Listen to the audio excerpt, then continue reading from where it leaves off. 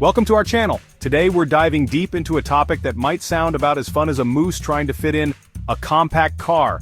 $100 billion in retaliatory tariffs. You see, Canada decided to slap these tariffs on US goods, and no, it wasn't because we kept accidentally calling poutine cheese fries. It's a whole trade war thing, and frankly it's a bit of a mess. So, over the next few minutes we'll unpack why Canada got its maple syrup in a twist, who's getting squeezed by these tariffs, and whether anyone's going to offer a face-saving plate of Nanimo bars to smooth things over. Let's get started. Now before we start picturing Canadians launching maple syrup grenades across the border, let's be clear, nobody wins in a trade war.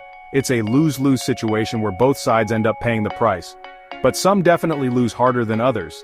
Take the automotive industry for example. This sector is deeply integrated between the US and Canada. It's like the love child of the US and Canada, with parts crossing the border more often than a confused goose during migration season. Every bolt and screw has a story of cross-border travel. These tariffs? They're throwing a wrench into that well-oiled machine, making cars more expensive on both sides of the border. And then there's agriculture, another sector feeling the heat. We're talking everything from wheat to whiskey feeling the pinch. The agricultural ties between these two nations run deep. American farmers are finding their Canadian markets drying up faster than a puddle in Death Valley, struggling to find new buyers for their produce. While Canadian consumers are facing sticker shock on their favorite American imports. Prices are climbing, and wallets are feeling lighter. And don't even get me started on the consumer goods sector. Everyday items are becoming luxury goods. We're talking everything from ketchup, yes ketchup, to clothing caught in this tariff tug-of-war. The ripple effects are felt in every aisle of the store. It's enough to make you want to build a pillow fort out of denim and drown your sorrows in discount maple syrup. The economic landscape is shifting and everyone is feeling the tremors. Okay, so we've established that this trade war is about as much fun as a root canal performed by a beaver. It's painful, tedious, and leaves everyone involved feeling worse for wear. But is there any hope of a ceasefire? Can we find a way to put down our economic weapons and talk this out like rational adults? Well, luckily, there are a few legal avenues for resolving this diplomatic food fight. These avenues are designed to bring some semblance of order to the chaos. First up, we've got the USMCA, the trade agreement that replaced NAFTA, the one everyone constantly forgets exists. It's like the unsung hero of trade agreements. It's got a whole dispute resolution mechanism designed to handle these kinds of spats. Think of it as a referee in a boxing match, ensuring fair play.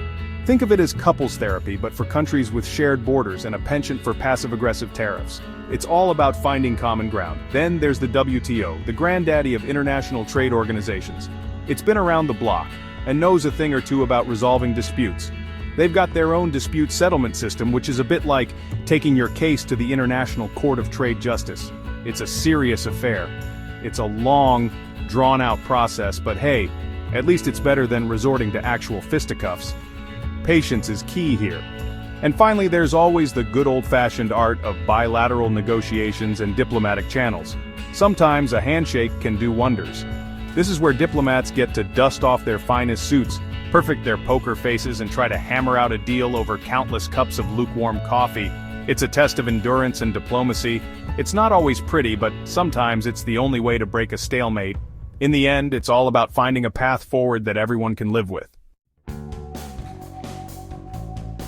So, what exactly is Canada hoping to achieve with this bold tariff maneuver? It's a question that has many people scratching their heads.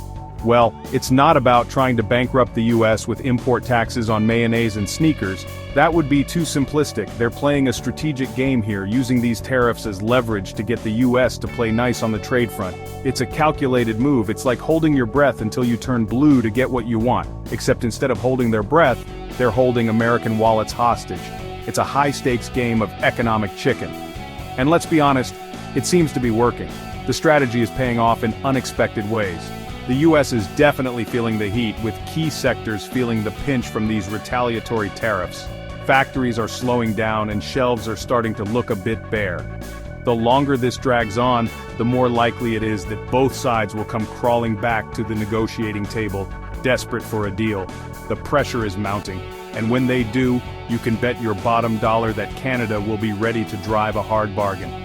They've been preparing for this moment. They might be known for their politeness, but when it comes to trade, they're not afraid to stand their ground. They know what's at stake. So will these tariffs lead to a full-blown trade war, or will cooler heads prevail and a compromise be reached? Only time will tell. The outcome is uncertain. But one thing's for sure, the stakes are high, the tensions are real, and the world is watching to see who blinks first. The global audience is on the edge of their seats. Thanks for watching. If you found this video informative, don't forget to like, share, and subscribe for more updates on international trade and economic policies. The world of tariffs and trade wars might be complicated, but hey, at least it's never boring, right? See you next time.